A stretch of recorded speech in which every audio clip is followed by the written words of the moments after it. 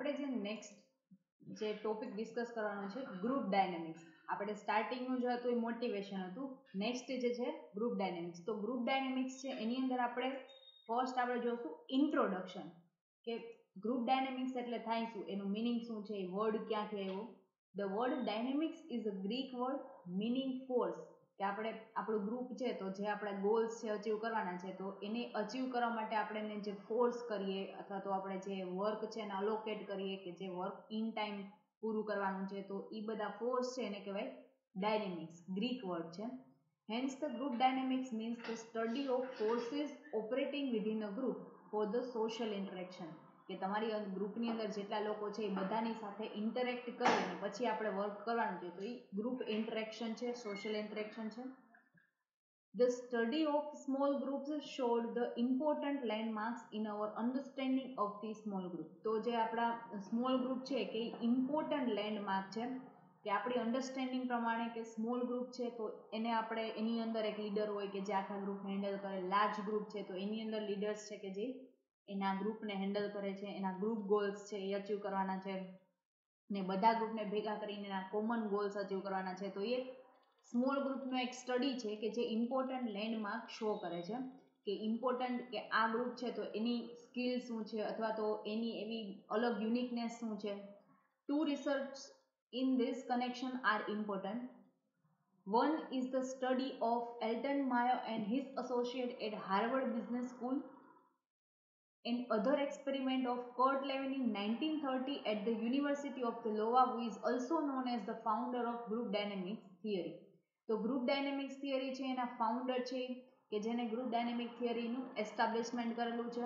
એની અંદર શું ઇન્ક્લુડ થશે, કયા પ્રિન્સિપલ્સ ફોલો કરવાના છે, બધું જ એમને એનું સ્ટડી કરેલું છે, એના ફાઉન્ડ કરેલું છે. Mayo and his associate were of the view that informal group tends to affect the job satisfaction and effectiveness. તો ઇન્ફોર્મલ ગ્રુપ છે મીન્સ કે આપણે ફ્રેન્ડની સાથે બેઠા હોય ને એની સાથે જે વાતચીત કરીએ એ બધું ઇન્ફોર્મલ ગ્રુપ છે. ફોર્મલ મીન્સ કે ઓફિસ મિટિંગ છે કે જેની અંદર ઓફિસ રિલેટેડ પ્રોજેક્ટ રિલેટેડ જ આપણે જે વાતચીત કરતા હોય એ ફોર્મલ ગ્રુપ છે. On the other hand, Levin showed that different kinds of leadership attitudes produced different responses in a groups. તો બધા ગ્રુપના રિસ્પોન્સીસ છે અલગ અલગ હોય, બધા ગ્રુપના વર્ક અલગ અલગ હોય, તો એમાં ડિફરન્ટ કાઇન્ડ લીડરશિપ છે એ આપણને રિક્વાયરમેન્ટ એની થશે કે અલગ અલગ ટાઈપની લીડરશિપ છે એ આપણે કરવી પડશે. Groups have their own properties quite different from that of individuals who make up the group. કે બધાની પોતાની ઓન પ્રોપર્ટીઝ હોય, બધાના અલગ અલગ યુનિકનેસ હોય, તો એના પ્રમાણે બધા છે એ એકબીજાથી ડિફરન્સ મીન્સ કે ડિફરન્શિએટ થતા હોય છે.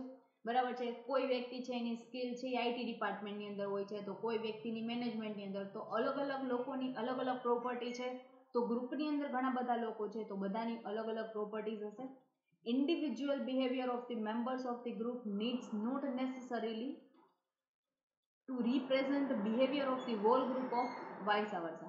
બરાબર. તો એ ગ્રુપ છે એનું નીડ છે કે એ કોઈ પણ ઇન્ડિવિજ્યુઅલ બિહેવિયર છે તો મેમ્બરનું જે બિહેવિયર છે એ પ્રોપરલી, કે કોઈ વ્યક્તિ છે એને કોઈ પ્રોબ્લેમ્સ આવે છે તો એને પહેલાં અન્ડરસ્ટેન્ડ કરવાનો, પછી એનું જે પ્રોબ્લેમ છે એ આપણે સોલ્વ કરીએ, તો એ ઇન્ડિવિજ્યુઅલ બિહેવિયર છે મેમ્બરનું. નેક્સ્ટ છે ડેફિનેશન્સ. તો ગ્રુપ ડાયનેમિક્સની અલગ અલગ જે ડેફિનેશન્સ છે એ એક્સપર્ટ આપેલી છે. According to the H. Bonner, the interactions among the group members which are for increasing or decreasing mutual cooperation, competition or clash are called the group dynamics. કે લોકો છે એ એકબીજા સાથે ઇન્ટરેક્શન કરીને વર્ક કરશે તો એની અંદર એને મ્યુચ્યુઅલ કોઓપરેશન કરવું પડશે, અંદરો અંદર કોમ્પિટિશન પણ થતી હશે કે આનું પરફોર્મન્સ એના કરતાં મારું પરફોર્મન્સ સારું થવું જોઈએ. બરાબર છે. ઘણા બધા ક્લેશ આવશે. તો એ જે આખી જે સિચ્યુએશન છે એને કહેવાય group dynamics.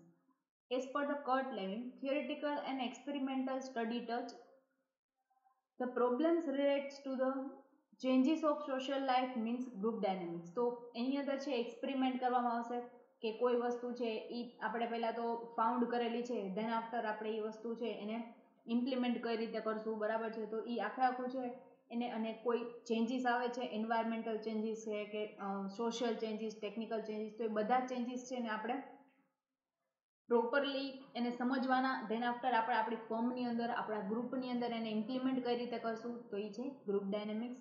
According to the John W Newstrom, group dynamics is the social process through which the people personally interact in the groups. તો ગ્રુપ ડાયનેમિક છે એક સોશિયલ પ્રોસેસ છે, કે સોશિયલ પ્રોસેસ મીન્સ કે આપણે એની અંદર જે લોકો છે એની સાથે ડીલ કરવાની છે, લોકોની સાથે ઇન્ટરેક્ટ કરવાનું છે, કમ્યુનિકેશન કરવાનું છે. તો પર્સનલી એકબીજા વ્યક્તિ ફેસ ટુ ફેસ મળશે અને એની સાથે કંઈ વાતચીત થશે તો એની અંદર જે ગ્રોથ આવશે અને એ જે સિચ્યુએશન છે એને કહેવાય group dynamics.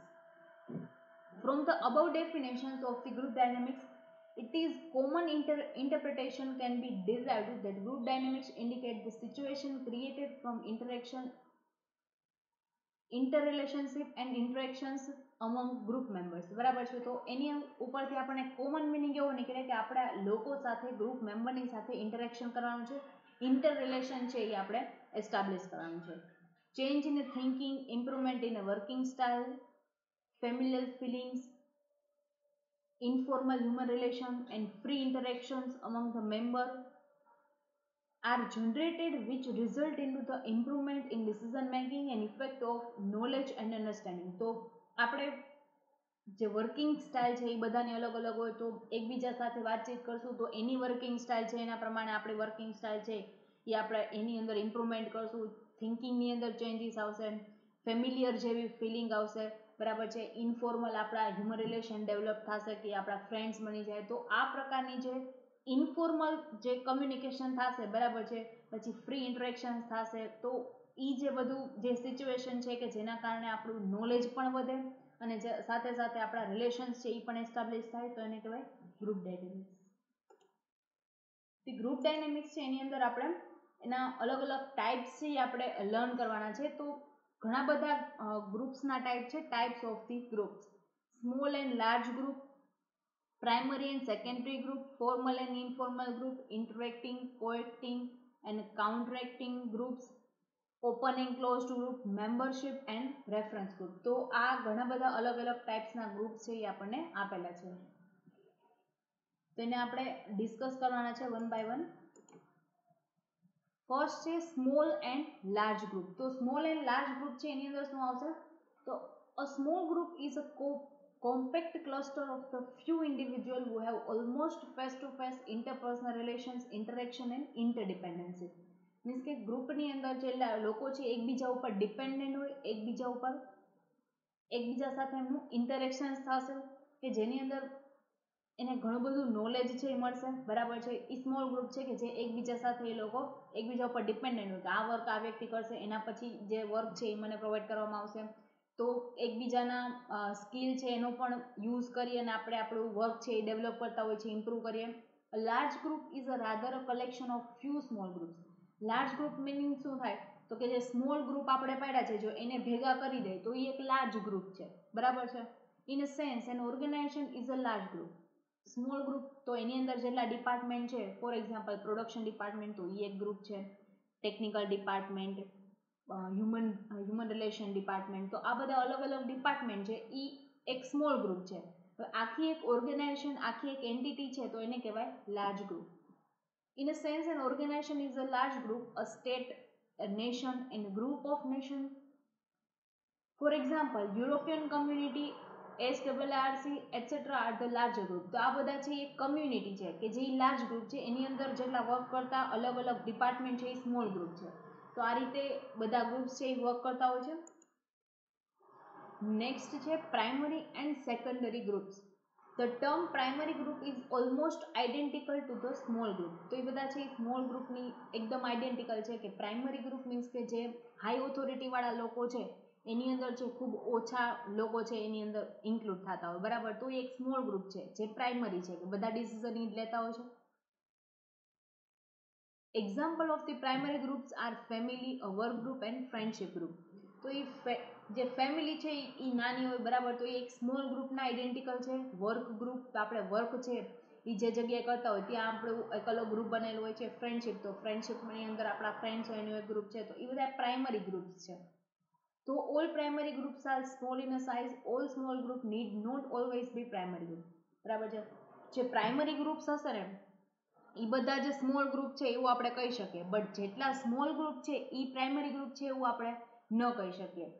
The additional feature of primary group which distinguishes it from a small group is the existence of the shared sense of the identity among the members and their common values, interests and goals. તો એનું એક additional feature એ છે કે જે એ small ગ્રુપથી છે એ થોડું distinguish છે, means કે એનાથી થોડું એનું ડિફરન્સ છે કે જે મેમ્બર છે એ શું કરે, તો મેમ્બર એના કોમન વેલ્યુઝ, એનો પોતાનો ઇન્ટરેસ્ટ અને પોતાના ગોલ માટે છે એ વર્ક કરશે. And the secondary group is a larger entity and made up of the several primary groups. તો જેવી રીતે સ્મોલ ગ્રુપની અંદર સ્મોલ ગ્રુપ ભેગા કરીને જેમ લાર્જ ગ્રુપ બનતું હતું, એવી જ રીતે પ્રાઇમરી ગ્રુપ્સ છે બધા એને ભેગા કરો તો એક સેકન્ડરી ગ્રુપ લાર્જ એન્ટિટી બનશે. An organization, a village, an urban community are the examples of the secondary group. And the secondary group is less cohesive than a primary group. તો secondary group છે એ primary group કરતાં ઘણું મોટું હશે, large હશે. Next છે formal and informal group. તો formal અને ઇનફોર્મલ છે એ આપણે ઓલરેડી જે જોઈ લીધું કે જે વર્ક યુનિટની અંદર અથવા તો આપણે જે જગ્યાએ વર્ક કરીએ છીએ ત્યાં જે ગ્રુપ છે આખું એ એક ફોર્મલ ગ્રુપ છે. ઇનફોર્મલ મીન્સ કે જે ફ્રેન્ડ્સવાળું ગ્રુપ છે એને કહેવાય informal group. A formal group is a task, is a work unit that is established as a part of an organization and its structure. તો એના સ્ટ્રક્ચરથી બનેલું છે અને as a part of organisation છે એને એસ્ટાબ્લિશ કરવામાં આવેલું છે. It is set up by the managerial action.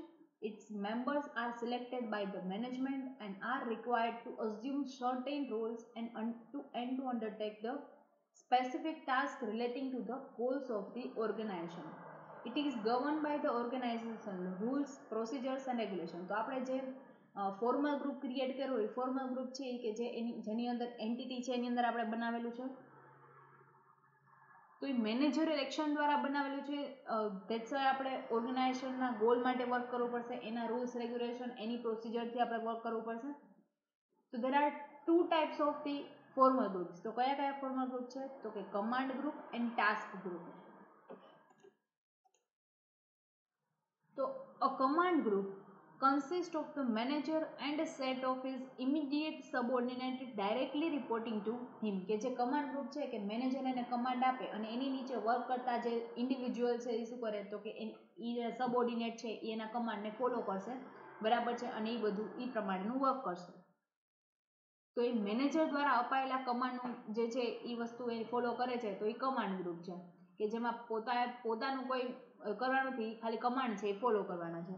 It is a relatively permanent work group and undertake certain regular activities. તો એને રેગ્યુલર જે એક્ટિવિટીઝ છે, ફોર એક્ઝામ્પલ કોઈ લેબર છે અને કોઈ ફેક્ટરીની અંદર વર્ક કરે છે, તો ફેક્ટરીની અંદરના મેનેજર છે એને રેગ્યુલર જે વર્ક છે એને અલોટ કરશે. ધેટ્સ વાય કે એ વ્યક્તિ છે એ રેગ્યુલર એક્ટિવિટી કરી શકે. એ કમાન્ડ ગ્રુપ કહેવાય.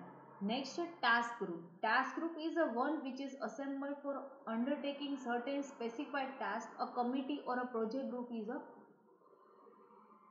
task group. તો task group છે એનો મિનિંગ એવો થાય કે તમારે આખું એક ગ્રુપ બનાવેલું છે, એની અંદર ઘણા બધા સબઓર્ડિનેટ છે વર્ક કરે, એમાંથી કોઈ વ્યક્તિ છે કે જેને પ્રોજેક્ટ હેડ બનાવી દેવામાં આવે અને તમને વર્ક છે અલોકેટ કરવામાં આવેલું છે કે આ પ્રોજેક્ટ છે અથવા તો આ ટાસ્ક છે એ પૂરો કરવાનું છે. હવે એની અંદર તમે તમારા જાતે ડિસિઝન લઈ શકો, તમારી જાતે કોઈ વસ્તુ ઇમ્પ્લિમેન્ટ કરવી છે તો કરી શકો, ગ્રુપ માટેના ડિસિઝન્સ છે એના પ્રોજેક્ટ હેડ છે લઈ શકે. તો એ એક ટાસ્ક છે કે જે ટાસ્ક પૂરો કરવા માટે તમે કોઈ પણ વસ્તુ કરી શકો.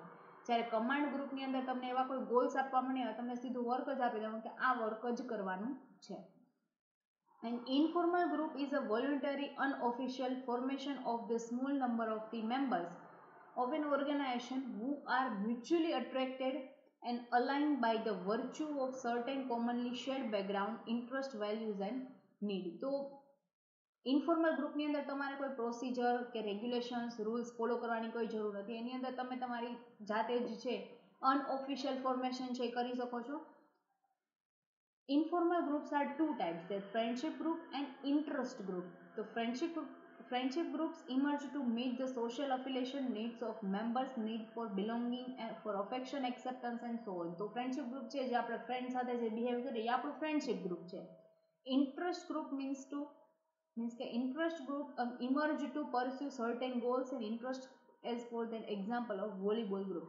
મીન્સ કે આપણે કોઈ ટીમ બનાવેલી છે ક્રિકેટ કે વોલીબોલ માટે, જે ટીમ બનાવેલી છે એ ગ્રુપ કેવું છે તો કે ઇન્ફોર્મલ ગ્રુપ છે, બટ એક ઇન્ટરેસ્ટ માટેનું છે કે આપણે આ પર્ટિક્યુલર ગોલ છે એ અચીવ કરવાનું છે. વોલીબોલની અંદર આપણે માનો કે એની અંદર આપણે વિન થવા માટે આટલી વસ્તુની જરૂર છે, તો એ ઇન્ટરેસ્ટ ગ્રુપ છે કે આપણે એક ગ્રુપની અંદર વર્ક કરીએ છીએ, આપણા કોઈ ફ્રેન્ડ્સ નથી, બરાબર છે, બટ ઇન્ફોર્મલ ગ્રુપ છે કે પર્ટિક્યુલર ઇન્ટરેસ્ટ માટે આપણે વર્ક કરીએ છીએ. નેક્સ્ટ છે interacting, coacting and counteracting groups. તો એની અંદર છે એ આપણે શું જોવાનું છે કે an interacting group, the work of one group member is contingent upon that of the others, such as assembly line workers performing separate operation in a prescribed sequence. Interacting means કે આપણે જે વર્ક કરીએ છીએ એસેમ્બલિંગનું work છે, તો એ assembling ક્યારે થઈ શકે, જ્યારે પાર્ટ્સ છે એ બને, તો આપણે બીજા એક અલગ ગ્રુપ ઉપર આપણે ડિપેન્ડ રહેવું પડશે કે એ જો પાર્ટ્સ બનાવશે તો આપણે એને એસેમ્બલ કરી શકશું. એટલે એ કન્ટિન્જન્ટ ગ્રુપ છે કે જેને બીજા ઉપર ડિપેન્ડ રહેવું પડે છે અલગ સેપરેટ ઓપરેશન, બટ એને ડિપેન્ડન્સીથી વર્ક કરવું પડશે. Coacting groups, the work of individual group members is independent such as job shop operation. તો કોએક્ટિંગ ગ્રુપ છે કે જેની અંદર ઇન્ડિવિજ્યુઅલ ગ્રુપ મેમ્બર છે એ ઇન્ડિપેન્ડન્ટ છે કે એને માનો કે એસેમ્બલી લાઇનમાં કેવી રીતે પાર્ટ્સ બને તો એસેમ્બલ કરી શકે, તો આની અંદર એવું નહીં થાય, એ પોતે ઇન્ડિપેન્ડન્ટલી વર્ક કરશે, એકબીજા ઉપર એને ડિપેન્ડન્ટ નહીં રહેવું પડે, બરાબર છે. Counteracting groups are those that interact to reconcile mutual differences such as a labor management negotiating teams. તો counteracting group છે એની અંદર કે reconcile કરશે મ્યુચ્યુઅલ જે ડિફરન્સીસ છે એ મ્યુચ્યુઅલ ડિફરન્સીસને છે એ સોલ્વ કરવાની કોશિશ કરશે કે જેની અંદર આપણા જે લેબર અને મેનેજમેન્ટના નેગોશિએટિંગ ટર્મ્સ છે અથવા તો નેગોશિએટિંગ જે આપણા રિલેશન્સ છે એ મેન્ટેન થઈ શકે અને જે ઇન્ડસ્ટ્રીયલ પીસ મેન્ટેન કરી શકીએ. નેક્સ્ટ છે open and closed group. At the one extreme is the completely one group which is in constant state of change. At the other extreme is completely closed group which is quite stable. તો એક extreme means કે એક છેડેથી એમ લાગે કે completely open group છે which is in constant state of change કે જેની અંદર ચેન્જ છે એ થઈ શકશે. એન્ડ અધર એક્સ્ટ્રીમે જે ગ્રુપ છે એ એકદમ કમ્પ્લીટલી ક્લોઝ છે કે ક્વાઇટ સ્ટેબલ મીન્સ કે એની અંદર જે અમુક એવી મટીરિયલ થિંગ્સ છે, કોન્ફિડેન્શિયલ ઇન્ફોર્મેશન છે એ તમે રિવીલ ન કરી શકો. Open group differs from close group in 4 respective: changing membership, frame of reference, time perspective and equilibrium. તો આ 4 જે ફેક્ટર છે એનાથી ઓપન ગ્રુપ છે એ ક્લોઝ ગ્રુપથી ડિફરન્શિએટ થાય છે. With regard to the changing group membership in open group, true to their nature, members keep changing, new members joining and existing, one leaving. તો કોઈ વ્યક્તિ છે એની અંદર તેને લીવ કરવું છે તો ઓપન ગ્રુપની અંદર બધાને પરમિશન છે કે કોઈ વ્યક્તિ છે લીવ કરી શકે અને માનો કે કોઈ વ્યક્તિને એની અંદર એડ થવું છે તો એ થઈ શકે. ફોર એક્ઝામ્પલ કે તમે ફોર્મ્સ જો તો જે માર્કેટની અંદર છે તમારે માનો કે ક્લોથ્સ જે મેન્યુફેક્ચરિંગ કરતી એન્ટિટી ઘણી બધી છે તો એ ઓપન ગ્રુપ છે, તો તમારે માનો કે ક્લોથ્સ મેન્યુફેક્ચરિંગ કરવા તો એના રેગ્યુલેશન્સ જોઈએ ને તમે એન્ટિટી બનાવી અને તમે એન્ટર થઈ શકો, બરાબર છે. એના માટે તમારે કોઈની પરમિશન લેવાની કોઈ રિક્વાયરમેન્ટ નથી. An open group has a relatively short time perspective.